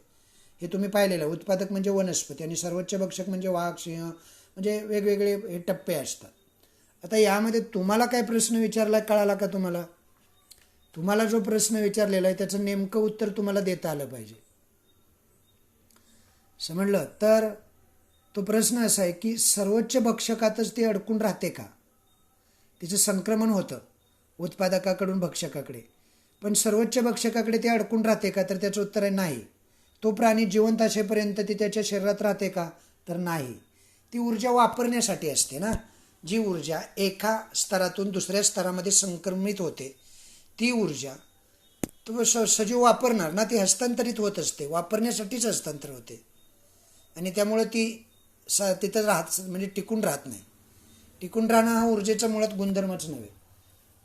ती तयार बी होत नाही, ती नष्ट बी होत नाही, ती टिकून बी राहत नाही. ती एकातून दुसऱ्यात जाते आणि यूज होते. ती म्हणजे वापरली जाते. ती वेगवेगळ्या म्हणजे वेगवेगळे जे काय म्हणतो आपण भक्षक स्तर आहेत, त्या भक्षक स्तरामध्ये ती वेगवेगळ्या पद्धतीनं वेगवेगळ्या स्तरावरती वापरलेली आपल्याला दिसते. किंवा उत्पादकापासून भक्षकापर्यंत ऊर्जा प्रत्येक पोषण पातळीवर पुढच्या पातळीवर संक्रमित होत असते. त्यातील थोडी ऊर्जा जी असते ना, उष्णतेच्या स्वरूपात पर्यावरणात फेकली जाते. समजते? म्हणजे जसे तशी ती ऊर्जा त्या भक्षक पातळीमध्ये राहत नाही. सर्वोच्च भक्षक मृत पावल्यावर त्याच्या मृत शरीराचं विघटन करणाऱ्या विघटकांना त्याच्या शरीरातील ऊर्जा उपलब्ध होते. जसं की एखादं काय म्हणतात त्याला, बुरशी असते, सूक्ष्मजीव असतो. मृत प्राण्यांच्या अवशेषाचे विघटन बुरशी आणि सूक्ष्मजीव जीवाणू करत असतात. मृत अवशेषापासून अन्न मिळवताना विघटक म्हणून जीवाणू सेंद्रिय पदार्थाचं रूपांतर साध्या कार्बनी पदार्थात करतात. हे काय बेसिक आहे. हे पदार्थ हवा, पाणी, माती अशा पर्यावरणात सहजतेनं मिसळतात आणि त्यामुळं काय होतं, ऊर्जा सर्वस्व भक्षकात अडकून राहत नाही. पुन्हा ती मातीमध्ये मिक्स होते, हवेत मिक्स होते, पाण्यात मिक्स होते. सर्वोच्च भक्षक जिवंत असताना त्याच्या दैनंदिन जीवनात दैनंदिन क्रिया पार पाडण्यासाठी सुद्धा तिचा वापर होत असतो. त्यामुळे ती जशी आहे तशी राहते का? तर नाही राहत. ती पुन्हा विलीन होते वातावरणामध्ये. समजलं? म्हणजे जशी तशी तो मेला तरी त्याच्या शरीरात तशीच राहत नाही. जो भक्षक असतो, सर्वोच्च भक्षक ज्याला म्हणतात, त्याचं शरीर मग कुजतं आणि या कुजलेल्या शरीरामध्ये ही ऊर्जा कुजलेल्या शरीरातून साध्या कार्बनी पदार्थामध्ये तिचं रूपांतर होतं आणि ती जमिनीमध्ये विलीन होते आणि मग झाडं तिला पुन्हा शोषून घेतात. ओके, हे थोडंसं जनरल नॉलेज किंवा अगोदरचं नॉलेज म्हणून ते थोडंसं माहीत पाहिजे. ईव्हजीवर ब्रेन पॉवरमध्ये काय दिलेलं आहे पहा. What would happen if the energy remains trapped in the body of apex consumers even after their death? What will happen if there were no decomposers like microbes and fungi in nature? म्हणजे हा प्रश्न अतिशय सुंदर विचारलेला आहे पहा. म्हणजे सर्वोच्च भक्षक मृत पावल्यानंतर जर अन्न साखळीतील ऊर्जा हस्तांतरादरम्यान त्याच्यात अडकून राहिली, ती पुढे गेलीच नाही, तर काय होईल? म्हणजे निसर्गामध्ये सूक्ष्मजीव आणि बुरशी नसेल, विघटक नसतील तर काय होईल? असा सुंदरसा प्रश्न विचारला आहे पहा. म्हणजे सृष्टीमधले जीवाणू जे आहेत, विघटक ज्याला म्हणतात, डिकम्पोजर ज्याला म्हणतात, म्हणजे कुजवण्यासाठी जे उपयोगाला येतात, ते जर नष्ट झाले तर काय होईल थोडक्यात, असा प्रश्न विचारला ना. बघा, विघटनशील पदार्थ जे असतात त्या पदार्थांचं विघटन होणार नाही, ही एक मोठी समस्या निर्माण होईल. ते तसेच पडून राहतील, साचून राहतील, त्यांचे ढीगच्या ढीग जमा होतील. समजलं? कुजण्याची प्रक्रिया वर्षानुवर्ष होणार नाही आणि त्यामुळे अस्वच्छता माजेल. एक झाला. दुसरं काय माहिती आहे, खनिज चक्र जे असतं, म्हणजे प्राण्याचे उत्सर्जित पदार्थ जे असतात, मृत शरीर, सजीवांची शरीर, यामध्ये अडकून पडलेले खनिजे जे असतात पुन्हा जमिनीत परतत नाही, त्यामुळे त्याचा पुनर्वापर शक्य होणार नाही. खनिज चक्र जे आहे ते खंडित होणार आणि पुढील पिढीला ती खनिजे उपलब्ध होणार नाही. नंतर जीवनाधार अशी काही मूल्ये असतात, मूलद्रव्य असतात, जीवनाधार मूलद्रव्य. जीवनाधार मूलद्रव्य म्हणजे पुन्हा जीव भूचक्र जे असतं, त्या भूचक्रामध्ये म्हणजे प्राणी मरतो आणि त्याचं विघटन होतं आणि त्याच्या शरीरातमधून येणारे जीवनाधार अशी काही मूलद्रव्य असतात. ती मूलद्रव्य पुन्हा जमिनीत मिक्स होणार नाही, तर पुढच्या पिढीला आणि पुढच्या वनस्पतींना ती शोषून घ्यायला कशी मिळणार? सर्व प्रकारचे जीवभू रसायन चक्र आहेत ना, ती संपुष्टातच येतील त्यामुळं. आणि पृथ्वीवरचं कचऱ्याचं ढीग विघटन न झाल्यामुळं प्रचंड प्रमाणात साठतील. सर्व परिसंस्था आहेत ना, त्या साऱ्याच्या साऱ्या परिसंस्था अगदी कोलमडून जातील. त्यामुळं छोटे सूक्ष्मजीवसुद्धा किती उपयोगाचे आहेत हे यावरून आपल्याला दिसून येतं. आता हे थोडंसं नॉलेज तुम्हाला असणं गरजेचं आहे. ते पाठीमागच्या इयत्तेमध्ये झालेलं असतं सर. ओके, पुढे बघा, figure 7.4 shows the energy transfer that takes place at each trophic level. म्हणजे काय आहे माहीत आहे, आकृती 7.4 जर तुम्ही बघितली तर त्या 7.4 या आकृतीमध्ये दाखवल्याप्रमाणे तिथे एक तुम्हाला मनोरा दिसेल आहे ना. प्रत्येक स्तरामध्ये त्या मनोऱ्याच्या आतमध्ये स्तर आहेत बघा, त्या प्रत्येक स्तरावरती ऊर्जा संक्रमण दाखवलेलं आहे. आता हे जे ऊर्जा संक्रमण आहे दाखवलेलं, ते ऊर्जा संक्रमण प्रत्येक लेवलला सारखंच आहे का पहा रे. पहिल्या लेवलला 10,000 किलो कॅलरी आहे, दुसऱ्या लेवलला 1000 किलो कॅलरी आहे, तिसऱ्या लेवलला 100 किलो कॅलरी आहे, चौथ्या लेवलला 10 किलो कॅलरी आहे. म्हणजे ते बदललं आहे ना. आणि ते बदलत असताना त्याला एक क्रम आहे बघा. म्हणजे खालून वर जाताना, म्हणजे पहिल्याच टप्प्यापासून लोअर टू हायेस्ट म्हणतात त्याला, लोअर टू हायर, असं ते बदलत गेलं आहे. आणि बदलत जात असताना, वर जात असताना ते कमी कमी होत झालं आहे. म्हणजे अन्नसाखळी अनेक ऊर्जा जी असते ती विनिमय स्तर असतात, ऊर्जेचं विनिमय होत असतं ते. ओके, पुढे म्हटले पहा, there are different levels of energy exchange in the food chain. In initial quantity of energy goes on decreasing at every level of energy exchange. म्हणजे पहिल्या स्तरापासून दुसऱ्याकडे, दुसऱ्यापासून तिसऱ्याकडे, तिसऱ्यापासून चौथ्याकडे अशी एनर्जी संक्रमित होत असते. आणि संक्रमित होत असताना प्रत्येक स्तरावरती ती कमी कमी कमी होत जाते बघा. वर जाताना पहिल्या स्तरावर 10,000 आहे, त्याची 1,000च झाली. वर दुसऱ्या स्तरापर्यंत ती सारीच्या सारी गेली नाही, त्यातली जवळजवळ 9,000 कमी झाली kilo calorie. Okay, similarly the number of organism also decreases from lower level to the highest level. अशाच पद्धतीनं म्हणजे काय होतं रे, एनर्जी खालून वर जात असताना कमी होत जाते. This pattern of energy exchange in an ecosystem is called pyramid of energy. हा जो पॅटर्न आहे ना, म्हणजे परिस्थितिकीमध्ये ऊर्जेच्या या आकृतीबंधाला ऊर्जेचा मनोरा असं म्हणतात. 7.4 मध्ये तो मनोरा दाखवलेला आहे. ऊर्जा हळूहळू कमी होत जाते आणि त्यांचा एक मनोरा तयार होतो. Okay, after the death of apex consumers. Apex consumer म्हणजे सर्वोच्च भक्षक. सर्वोच्च भक्षकांची जेव्हा डेथ होते म्हणजे ते मरतात, मृत पावल्यानंतर. After the death of apex consumers their energy become available to the decomposer. सर्वोच्च भक्षक म्हणजे मृत पावल्यानंतर त्यांच्या मृत शरीराचं विघटन करणाऱ्या विघटकांना ती ऊर्जा उपलब्ध होत असते. म्हणजे मेल्यानंतर सुद्धा त्यांच्या शरीरामध्ये अपेक्स कंझ्युमर म्हणजे सर्वोच्च भक्षक जे असतात ते जेव्हा मरतात तेव्हा त्यांच्या शरीरामध्ये जी एनर्जी असते ती कुणाला मिळते रे, ती मिळते विघटकांना. त्यांना डिकम्पोजर्स असं म्हणतात. Fungi and other micro organism decompose it the bodies of dead animals. त्यामध्ये 2 जीव महत्त्वाचे असतात. एक असते बुरशी, फंगी म्हणजे बुरशी, आणि दुसरा अदर मायक्रो ऑर्गॅनिझम म्हणजे इतर सूक्ष्मजीव. हे मृत प्राण्यांच्या निर्जीव शरीराचं विघटन करण्यासाठी अत्यंत उपयुक्त असतात. दे आर कॉल्ड डिकम्पोजर्स, म्हणून त्यांना विघटक असं म्हणायचं. डिकम्पोजर हा शब्द लक्षात ठेवायचा. यात शब्द फार महत्त्वाचे असतात बघा. Consumer, decomposer, primary consumer, apex consumer, नंतर मिक्स कंझ्युमर, हे सारे शब्द लक्षात ठेवायचे आणि ते त्यांचा क्रम लक्षात ठेवायचा. मग हे सारं लक्षात येतं, नाहीतर मग सारं डोक्यावरून जायला लागतं आणि कंटाळा येतो हे ऐकताना सारं.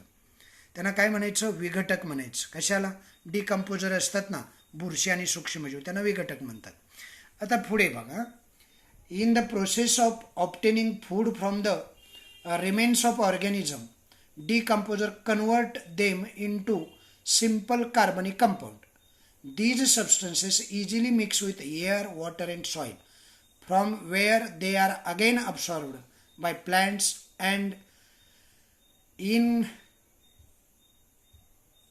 incorporated into the food chain. म्हणजे काय माहिती आहे तुम्हाला, हे जे मृत प्राण्यांची शरीर असतात ना ती बुरशी आणि सूक्ष्मजीवामुळे कुजतात. आता मृत अवशेषापासून अन्न मिळवताना विघटक त्याचं रूपांतर साध्या कार्बनी पदार्थात करतात. म्हणजे त्यांना पाहिजे तसं अन्न तयार करतात. आता हे साधे कार्बनी पदार्थ त्यांना अन्न म्हणूनही वापरले जातात आणि ते सरळ साध्या रूपानं हवा, पाणी आणि माती यामध्ये सहजतेनं ते मिसळून जातात. आता हवा, पाणी, मातीत मिसळलेले जे अन्न घटक आहेत ना, म्हणजे कार्बनी पदार्थ आहेत, ते पुन्हा वनस्पती शोषून घेतात, वनस्पतीकडून शोषले जातात आणि पुढे ते अन्नसाखळीत पुन्हा संक्रमित होतात. अशा पद्धतीनं हे चक्र सतत चालू असतं. ओके, पुढचा पॅरेग्राफ बघा. You can now see that due to the food web formed by the various modes of nutrition, energy and various nutrients circulate continuously in the ecosystem. म्हणजे तुमच्या आता हे सारं पाहिल्यानंतर लक्षात यायला हवं की सजीवांच्या विविध पोषण प्रकारानुसार सजीव वेगवेगळ्या पद्धतीनं पोषण करतात, हे तरी माहिती आहे ना सर्वांना. मग त्या वेगवेगळ्या पोषण प्रकारानुसार तयार होणारं जे अन्नजाळं असतं, त्या अन्नजाळ्यामुळे ऊर्जा आणि इतर प्रकारची जी पोषण द्रव्ये असतात ती परिसंस्थेत सतत कंटिन्युअसली सर्क्युलेट होत असतात. म्हणजे सतत सर्क्युलेट होणं म्हणजे प्रवाहित होणं, सतत ती प्रवाहित होत असतात. एकातून पुढे, पुढच्यातून पुढे, पुढच्यातून पुढे. मग सर्वोच्च असतो तो मरतो, पुन्हा जमिनीत मिक्स होतो, पुन्हा वनस्पती घेतात, असं ते चक्र असतं. ओके, ते समजून घेणं फार गरजेचं आहे. नाही समजलं तर मला विचारायचं ते. ओके, समजून घेणं. आता समजलं तर पुढे मग कामाला येतं, नाही तर मग ॲक्च्युली हे मागच्या इयत्तेतच समजून घ्यायला पाहिजे. 6वी 7वी 8वीला आपण समजून घेत नाही, फक्त पाठ करायचं बस. गाईड काढायचं, त्याचं उत्तर बघायचं काय आहे आणि पाठ करून ठेवायचं. पाठ करून ते लिहायचं, परीक्षा झाली की विसरून जायचं, मग पुढच्या इयत्तेत कशाला ते उपयोगाला येईल आहे ना. पुढे बघा, the sun is the most important source of energy in an ecosystem. कोणत्याही परिसंस्थेमध्ये, एनी इकोसिस्टम म्हणजे कळतं, म्हणजे कोणतीही परिसंस्था घ्या, त्या परिसंस्थेमध्ये ऊर्जेचा महत्त्वाचा स्रोत कोण असतो माहिती आहे? सन.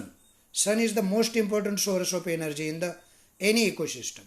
Grain plants of ecosystem store some of the solar energy in the form of food. म्हणजे काय माहिती आहे, परिसंस्थेमधील हरित वनस्पती ज्या असतात त्या हरित वनस्पती एकूण सौर ऊर्जेपैकी काही ऊर्जा अन्नाच्या स्वरूपात साठवून ठेवतात. म्हणजे सूर्यापासून आलेली सारीच ऊर्जा काही वनस्पती शोषून घेतात का? नाही. त्यातली त्यांना लागते तेवढीच ऊर्जा ते शोषून घेतात आणि त्यांचा उपयोग करतात, विनियोग करतात. ओके, पुढे पहा. Before reaching the decomposers this energy is pass down from one trophic level to the next. म्हणजे विघटकापर्यंत पोचण्यापूर्वी ती ऊर्जा एका पोषण पातळीतून दुसऱ्या पोषण पातळीत, दुसऱ्यातून तिसऱ्यात, तिसऱ्यातून चौथ्यात अशी ती संक्रमित होते. एनर्जी ही फक्त एकातून दुसऱ्यामध्ये जाते, ती नष्ट होत नसते बरं का. पुढे बघा, decomposer dissipate some amount of energy in the form of heat. मग विघटकाकडून काय होतं माहिती आहे, विघटकाकडून त्यातील काही ऊर्जा उष्णतेच्या स्वरूपात बाहेर टाकली जाते. डिसिपेट म्हणजे बाहेर टाकणे. ओके, हीटच्या स्वरूपात म्हणजे उष्णतेच्या स्वरूपात. However no part of energy even returns to the sun. असं असलं, बाहेर जरी टाकली जात असली तरी कोणत्याही टप्प्यावरती कुठलीही ऊर्जा सूर्याकडे मात्र परत जात नाही. सूर्यापासून निघाली किती निघाली, पुन्हा सूर्याकडे जायचा काय मार्ग नाही, राहिलेली उरलेली सूर्याकडे गेली असं होत नाही. म्हणून हा जो ऊर्जेचा प्रवाह आहे ना, such passage of energy is referred to as one way transport. आणि म्हणून ऊर्जेचा हा जो प्रवाह आहे ना, ही एकेरी वाहतूक मानली जाते. म्हणजे सूर्यापासून ऊर्जा निघते, ती वापरली जाते वेगवेगळ्या टप्प्यावरती, वेगवेगळ्या भक्षक आणि वेगवेगळ्या कंझ्युमर्सकडून, पण पुन्हा सूर्याकडे ती राहिलेली ऊर्जा जात नाही. म्हणून या ऊर्जेच्या प्रवाहाला एकेरी ऊर्जा प्रवाह, वन वे ट्रॅफिक असं म्हणतात. ओके, पुढे 2 बॉक्स दिलेले आहेत बघा शेवटी पेजवरती. Use your brain power. म्हणजे काय रे, जरा डोकं चालवा. Why are the number of tertiary consumes apex carnivores always less than those of the other carnivores. म्हणजे काय माहीत आहे, म्हणजे बऱ्याच वेळेला बघा, हा जो टप्पा असतो कंझ्युमर्सचा टप्पा आणि अपेक्स कंझ्युमरचा टप्पा, याच्यामध्ये वेगवेगळे पण असतं माहिती आहे तुम्हाला. भक्षकांची संख्या जी असते ती प्रत्येक टप्प्यात सारखी असते का रे, तर ती प्रत्येक टप्प्यात सारखी नसते. म्हणजे जितके प्रायमरी कंझ्युमर्स आहेत ना तितके सेकंडरी नसतात, जितके सेकंडरी आहेत तितके अपेक्स नसतात, म्हणजे टॉपचे नसतात. परिसंस्थेमध्ये ना काय होत असतं माहिती आहे, हस्तांतरित ऊर्जा होत असताना हे पुरं ध्यानात ठेवा बरं का. ऊर्जेचा प्रवाह एकेरी प्रवाह असतो आणि विघटक त्यामध्ये सर्वात शेवटी असतात, समजला. तर हा विघटक जो असतो, प्रश्न काय विचारला आहे, परिसंस्थेमध्ये तृतीयक म्हणजे सर्वोच्च भक्षक जसे वाघ, सिंह यांची संख्या इतर भक्षकाच्या तुलनेत कमी का असते. आता हे का कमी असते त्याचं कारण आहे. तुम्ही थोडा जरी विचार केला तर आपण काय करतो माहिती आहे का, बऱ्याच वेळेला आपल्याला प्रश्न विचारला की बस मला नाही येत, मला नाही आठवत एवढंच. म्हणजे सहज जर आठवून जरी पाहिलं तर हा लॉजिकचा प्रश्न असतो ना. परिसंस्थेमध्ये तृतीय सर्वोच्च भक्षक जे असतात, वाघासारखे, सिंहासारखे, त्यांची संख्या इतर भक्षकाच्या तुलनेत कमी असते. त्याचं कारण आहे म्हणजे तळाच्या पोषण पातळीत नेहमीच जास्त सजीव असतात. वनस्पती सर्वात जास्त आहेत की नाही सांगा. म्हणजे तळाची पातळी वनस्पतींची. त्याच्या वरच्या पोषण पातळी त्यावर जगणारी शाकाहारी प्राणी कमी आहेत की नाही वनस्पतीपेक्षा, म्हणजे ती कमी होते. पुन्हा त्याच्यावर गेलं तर कमी असते. समजलं. म्हणजे भक्ष्य नेहमीच भक्षकापेक्षा कसं असतं, जास्त असलं पाहिजे. म्हणजे खाणारे जे आहेत ना त्याच्यापेक्षा खाद्य जास्त असलं पाहिजे ना. जर खाणाऱ्यांची संख्या जास्त झाली आणि खाद्य कमी पडलं तर भांडणं होतील, अफरातफरी माचेल. त्या इकोसिस्टममध्ये नियमाप्रमाणे काही चालणार नाही, बळी तो कानपिळी होईल, आहे की नाही. परिसंस्था संतुलित राहू शकते म्हणजे असं असलं तरच. आणि म्हणून वाघ सिंहासारखे द्वितीय किंवा सर्वोच्च भक्षक जे असतात ते तुलनात्मक दृष्टीनं फार कमी असतात. पुढे इन्स्टिट्यूट ऑफ वर्क असं एक सदर दिलेलं आहे. म्हणजे या क्षेत्रामध्ये काम करणाऱ्या काही इन्स्टिट्यूट आहेत का, संस्था काही काम करतात का, म्हणजे कार्यसंस्थांचं म्हणून हे दिलेलं असतं. पण the Indian Institute of ecology environment Delhi was established in 1980 and is involved mainly in search, training and arranging workshop or seminar.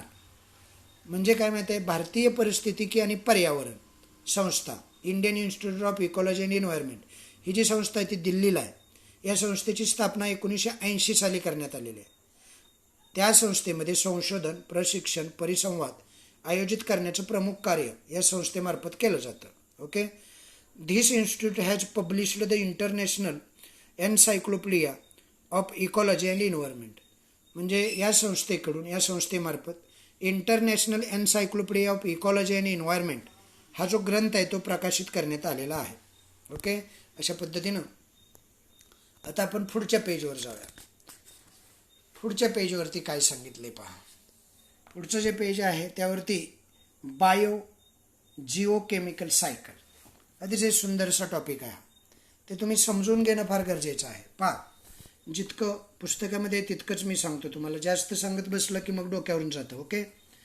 Bio जिओकेमिकल cycle म्हणायचं त्याला. मराठीत त्याला जीव भू रासायनिक चक्र असं म्हणतात. Though the energy flow in ecosystem is one way, the flow of nutrients is cyclical. म्हणजे परिसंस्था जी असते ना, आता तुम्हाला परिसंस्था कळाली असेल, इकॉलॉजी कळाली असेल, इकोसिस्टम. परिसंस्थेमधील ऊर्जेचा प्रवाह हा एकेरी असतो, हे तुम्हाला माहीत झालं असलं, म्हणजे माहीत झालेलं आहे. आता एकेरी जरी असला तरी पोषणद्रव्याचा प्रवाह मात्र चक्रीय असतो ना. पोषणद्रव्ये जी असतात ना ती चक्रीय पद्धतीनं या निसर्गामध्ये भाग घेत असतात. म्हणजे though the energy flow in and ecosystem is one way, the flow of nutrients is cyclical. All organism needs nutrients for their growth. Study and various components in the figure given alongside and explain the biogeochemical cycle in your own words. म्हणजे काय माहिती आहे का, म्हणजे परिसंस्थेमधील ऊर्जेचा प्रवाह एकेरी असतो पण पोषणद्रव्याचा प्रवाह मात्र चक्रीय असतो. सर्व सजीवांना वाढीसाठी विविध पोषणद्रव्याची आवश्यकता असते, वनस्पतींना आणि प्राण्यांना. आता शेजारी एक आकृती दिलेली आहे. अलॉंग साईड म्हणजे शेजारची आकृती. शेजारीच्या आकृतीमध्ये निरीक्षण करा आणि त्यातील विविध घटकांचा अभ्यास करून जैव भू रसायन चक्र तुमच्या शब्दात लिहायचं सांगितलेलं आहे. म्हणजे ते चक्र काय सांगतं हे तुमच्या शब्दात तुम्ही लिहू शकता. आता मला माहिती आहे तुम्हाला काम सांगितलं की तुम्ही गाईड घेणार आणि त्यातलं ते चक्र जे आहे ते चक्र तुम्ही लिहून काढणार किंवा पाठ करून मला सांगा म्हटलं की, आहे की नाही. पण ॲक्च्युली काय माहिती आहे का, जरी तुम्ही गाईड वापरलं, पुस्तक वापरलं तरी ते समजून घेणं फार गरजेचं आहे. मग तुम्ही पाठ करून सांगितलं तरी चालेल. समजते. तुमच्या शब्दात सांगा. म्हणजे गाईडात तुमचे शब्द कसे काय असू शकतात सांगा बघू. मला तुम्ही सांगा. एखादा प्रश्न असा विचारलेला असेल की तुमच्या शब्दात सांगा, किंवा याच्यामध्ये बघा सोमतसुद्धा विचारलेलं असतं. बघता ना तुम्ही सोमत. आता हे जे सोमत आहे ना ते सोमत विचारताना तुमचं मत विचारलेलं आहे ना, मग गाईडातलं मत लिहून काय उपयोग आहे. म्हणजे गाईडात तुमचं मत कसं काय दिलेलं असू शकतं. तुम्ही काय गाईड म्हणजे गाईडाचे कोण आहात का, तुमचं मत कसं काय देतील, आहे की नाही. बघा या ठिकाणी 4 स्टेजेस दिलेले आहेत. पहिली स्टेज आहे conservation of lithosphere into rock soil. त्याचा अर्थ काय आहे तुम्हाला मराठीत कळतो का बघा. म्हणजे शिलावरणाचं खडकात आणि मातीत रूपांतर होणं ही पहिली स्टेज असते. नंतर interaction of hydrosphere, atmosphere, lithosphere and biosphere. मधला जो भाग आहे ना, जलावरण, वातावरण, पर्यावरण आणि शिलावरण यांची जीवावरणाशी होणारी आंतरक्रिया असते यामध्ये.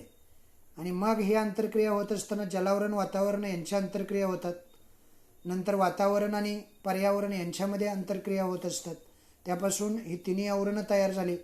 त्या आवरणामध्ये जीवांचं अस्तित्व होतं, म्हणून त्याला बायोस्फिअर म्हणजे जीवावरण असं म्हणतात. या साऱ्या इंटरप्रक्रिया असतात, आंतरप्रक्रिया असतात. Okay. The cyclical flow of nutrient म्हणजे of nutrient within an ecosystem is called a biogeochemical cycle.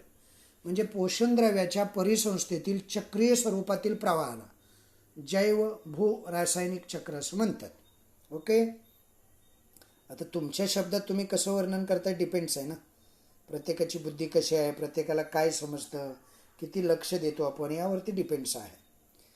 तुमच्या भाषेत सांगा असं सांगितले, माझ्या भाषेत सांगून काय उपयोग आहे का बाळांनो? नाही.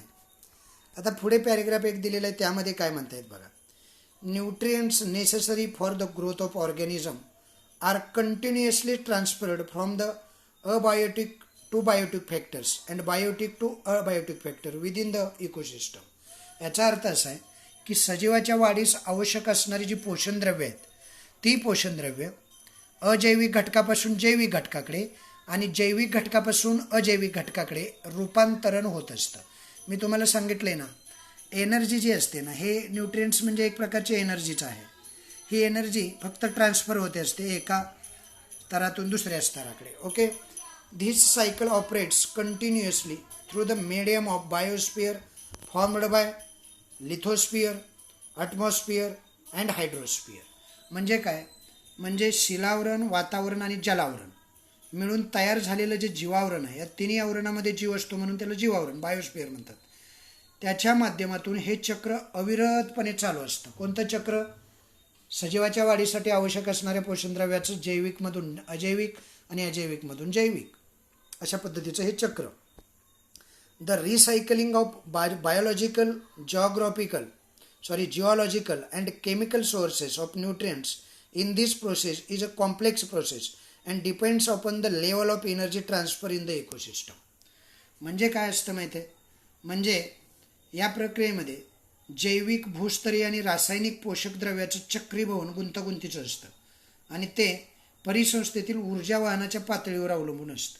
ऊर्जा किती प्रमाणात वाहिली जाते, त्याची पातळी कशी असते, त्यावरती कोणती आहे त्यावरती अवलंबून असतं. ओके. अशा पद्धतीनं हे जीव भू रसायन चक्र असतं. आता या जीव भू रसायन चक्रामध्ये दोन प्रकारचे टाईप ऑफ बायो जिओकेमिकल सायकल म्हणजे दोन प्रकारची ही जीव भू रसायन चक्र असतात. त्यामध्ये एक आहे गॅसेस सायकल आणि दुसरा आहे ते म्हणजे सेडिमेंटरी सायकल. सेडिमेंटरी म्हणजे अवसाधन, अवसाधन म्हणजे माती आणि मातीतले कंटेंट म्हणजे घटक, त्याला अवसाधन असं म्हणतात. त्याला भूचक्र असंही म्हटलं जातं. ओके. गॅसेस सायकल म्हणजे वायुचक्र. आता गॅसेस सायकल नेमकं काय आहे बघा. An accumulation of main biotic gases nutrients, abiotic gases nutrients material is found in the earth's atmosphere. म्हणजे मुख्य अजैविक वायुरूप पोषक द्रव्याचं संचयन पृथ्वीच्या वातावरणात आढळतं. म्हणजे वायू कुठे आढळतं? वायू हे अजैविक आहेत, अबायोटिक आहेत. हे अबायोटिक असणारे वायुरूप पोषक घटक हे आपल्याला आवश्यक आहेत ना, जसं ऑक्सिजन आवश्यक आहे, ते पोषक घटकच आहेत, ती पोषक द्रव्य आहे. त्यांचं संचयन कुठं आढळतं? त्यांचं संचयन आढळतं ॲटमॉस्फिअर. ॲटमॉस्फिअर म्हणजे कोण? वातावरण. ओके. खाली उदाहरणे दिले पाहिजे. Includes nitrogen, oxygen, carbon dioxide, water vapour, ETC. म्हणजे या वातावरणामध्ये अजैविक वायुरूप पोषक द्रव्याच्या स्वरूपामध्ये नायट्रोजन, ऑक्सिजन, कार्बन डायऑक्साईड आणि बाष्प इत्यादीचा समावेश होतो. आता सेडिमेंटरी सायकल वायू चक्रामध्ये कोण कोण येते कळालं ना. नायट्रोजन येतो, ऑक्सिजन येतो, कार्बन डायऑक्साईड येतो, बाष्प येतो. कारण हे वायुचक्र आपल्याला पुढे अभ्यासायचे आहेत. नायट्रोजन चक्र आहे, ऑक्सिजन चक्र आहे, कार्बन डायऑक्साईड चक्र आहे. ओके. आता अवसाधन चक्र जे आहे, ज्याला भूचक्र असं म्हणतात, त्यात काय काय येतं बा. An accumulation of the main abiotic nutrient material is found in soil. म्हणजे मुख्य अजैविक पोषणद्रव्य जे आहेत त्याचं संचयन पृथ्वीवरील मृदा, अवसाद व अवसादी खडकात आढळतं. मृदा अवसाद म्हणजे कळतं का तुम्हाला? मृदेचे वेगवेगळे स्तर आणि त्यात असणारे घटक, त्यामध्ये हे अजैविक प्रकारचे हे कंटेंट्स म्हणजे घटक आढळतात. त्यामध्ये कोण कोण असतं बघा. त्याला sediment and sedimentary Roxx ETC of the earth include soil, म्हणजे त्यामध्ये जमीन असते, माती असते. सॉईल कंपोनंट्स म्हणजे मातीतले घटक, लाईक आयरॉन म्हणजे आयर्न, लोह. नंतर असतो कॅल्शियम आणि फॉस्फरस, हे सुद्धा औषधांमध्ये असतात. अशा पद्धतीनं ही जीव भूरासायनिक चक्र, ज्याला आपण काय म्हणतो रे, जिओकेमिकल सायकल. ओके, पुढे चला. जिओकेमिकल सायकलमध्ये दोन प्रकारचे असतात. एक वायू सायकल असते म्हणजे गॅसेस सायकल असते, आणि दुसरी जी असते ती कोणती असते रे, सेडिमेंटरी म्हणजे औषधन. ओके, पुढे बघा. The gases cycle is speedier cycle than the sedimentary cycle. म्हणजे औषधन चक्रापेक्षा वायुचक्र वेगानं घडतं. अर्थातच घडणार ना, समजते ना. वायू हे वेगानंच घडणार. जमिनीतल्या घटकापेक्षा वायूमधले म्हणजे ॲटमॉस्फिअरमधले घटक हे वेगानंच सायक्लिक होत असतात. For example, if CO2 has accumulated in the area, it is quickly dispersed with the wind or absorbed by the plants. म्हणजे एक एक्झाम्पल दिलेलं आहे. समजा तुम्ही राहत असणाऱ्या परिसरामध्ये CO2 वायू जास्त प्रमाणात जमा झाला, तर वाऱ्याबरोबर त्याचं लगेच विसरण होतं किंवा वनस्पतीकडून त्याचं शोषण होतं. मातीमध्ये तसं नसतं ना. मातीमध्ये कॅल्शियम फॉस्फरस जास्त झाला, वर्षानुवर्ष जातात, समजलं, तो कमी होण्यासाठी किंवा संतुलित राखण्यासाठी. तसं वायूचं नसतं. वायू लगेच शोषून घेतले जातात किंवा हवेमुळे ते डिस्टर्ब होतात, म्हणजे नष्ट होत जातात. ओके, पुढे बघा. Climatic changes and human activities seriously affect the speed. म्हणजे हवामानातील बदल आणि मानवी क्रियेमुळे या वेगवेगळ्या चक्राची गती किंवा तीव्रता, संतुलन, त्यावर गंभीर त्याचे परिणाम होतात. बघा, climatic changes and human activity seriously affect the speed, intensity and equilibrium of this cycle. Hence various aspects of these cycles are extensively studied nowadays. म्हणजे हवामानामध्ये बदल, मानवी क्रियाम यामुळं काय होतं माहीत आहे, यामुळे वेगवेगळ्या चक्राची गती, तीव्रता, संतुलन यावर गंभीर परिणाम होतात. संतुलनावर परिणाम होतो, चक्राची गती जी आहे त्याच्यावर परिणाम होतो, आणि त्यामुळं मग काय होतं, या चक्रातील विविध घटकांचा अभ्यास जो असतो तो या अभ्यासावर आता अलीकडच्या काळामध्ये विशेष भर दिलेला आहे.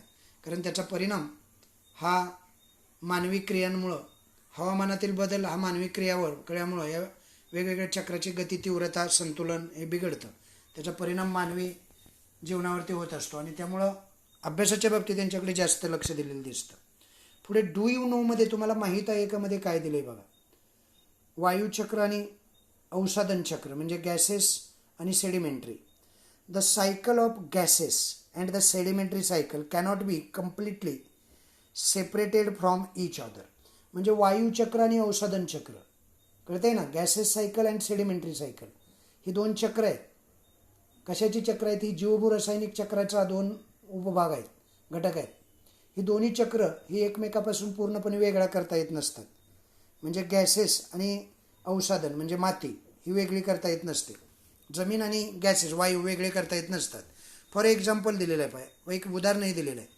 Nitrogen is present in the form of gas in the atmosphere. म्हणजे तुम्हाला माहिती आहे की वातावरणामध्ये नायट्रोजन सर्वात जास्त प्रमाणात आहे, 78% आहे जवळजवळ. And in the form of compounds like nitrogen dioxide, nitrogen oxide is in the soil and sediments. समजते तुम्हाला? म्हणजे काय, नायट्रोजन हा हवेमध्ये आढळतो आणि नायट्रोजन ऑक्साईड हे त्याचं एक संयुग आहे, कंपाऊंड आहे, ते आपल्याला जमिनीमध्ये आढळतं. मग हवेतला ऑक्सिजन आपण प्राणी शोषून घेत नसतो, जमिनातलाच. मग जमीन कुठून घेते? हवेतून. म्हणजे काय की या दोघांमध्ये एक सहसंबंध बाउंड आहे ना. Similarly carbon occurs in abiotic form mainly in coal, नंतर granite, diamond, limestone ETC in the earth's crust and in the form of carbon dioxide in the atmosphere. Generally, carbon is present in plants and animal for much shorter duration than it is in coal. म्हणजे कळते का बघा तुम्हाला. मराठीत त्याचा अर्थ तुम्हाला सांगतो की वायुचक्र आणि औषधन चक्र ही दोन्ही चक्र एकाच नाण्याच्या दोन बाजू आहेत. म्हणजे एकमेकापासून पूर्णपणे वेगळी करता येत नसतात. उदाहरणार्थ नायट्रोजन वायू रूपात वातावरणात आढळतो, बरोबर. पण नायट्रोजन ऑक्साईड जर तुम्हाला पाहिजे तर तो संयुगाच्या स्वरूपात मृदेत आणि औषधामध्ये आढळतो. त्याचप्रमाणे कार्बनचंही तसंच आहे. कार्बन अजैविक स्वरूपात मुख्यतः भूकवचातील दगडी कोळसा, ग्रॅनाइट, हिरा, चुनखडक यामध्ये आढळतो. तर वातावरणात CO2च्या स्वरूपात आढळतो तो. सामान्यपणे काय असतं माहिती आहे, दगडी कोळशापेक्षा वनस्पती आणि प्राण्यामध्ये कार्बनचे अस्तित्व कमी काळ असतं. अशा पद्धतीनं हे दोन्ही चक्र, औषधन चक्र आणि वायुचक्र, म्हणजे sedimentary cycle and gases cycle, these are the 2 parts of a single coin. म्हणजे अ कॉइन म्हणा, एकाच नाण्याच्या 2 बाजू असतात. ओके, अशा पद्धतीनं आपण इथंपर्यंत काय पाहिलेलं आहे. आता आपल्याला यातला म्हणजे जीव रासायनिक चक्रामधले 3 चक्र पाहिजेत. कार्बन चक्र, ऑक्सिजन चक्र आणि नायट्रोजन चक्र. आज आपण इथेच थांबूया. राहिलेला जो थोडासा भाग आहे तो आपण पुढच्या लेक्चरला पाहूया. ओके, कारण थोडा विज्ञानचा अभ्यास थोडा करावा, पण समजून घेऊन चांगल्या पद्धतीनं व्यवस्थित करावा. उगीच नुसतं पळून काही उपयोग होत नसतो बाळांनो. आपणाला असं वाटतं मी 1 तास केला, 2 तास केला, अर्धा तास केला, काही उपयोग नसतो. त्यातलं कळालं किती, कळवून घेतलं किती, अभ्यास केला का, त्या दिवशी तो अभ्यास विज्ञानचा करायचा. ओके, तर आजचं लेक्चर आपण इथंच थांबूया. पुढच्या लेक्चरला आपण द कार्बन सायकल, नंतर कार्बन सायकल झाल्यानंतर नायट्रोजन सायकल आणि मग ऑक्सिजन सायकल. कार्बन, ऑक्सिजन आणि नायट्रोजन अशा 3 प्रकारचे सायकल्स आपणाला चक्र ही निसर्गातली पाहायचे आहेत. ते पुढच्या लेक्चरला पाहूया. धन्यवाद.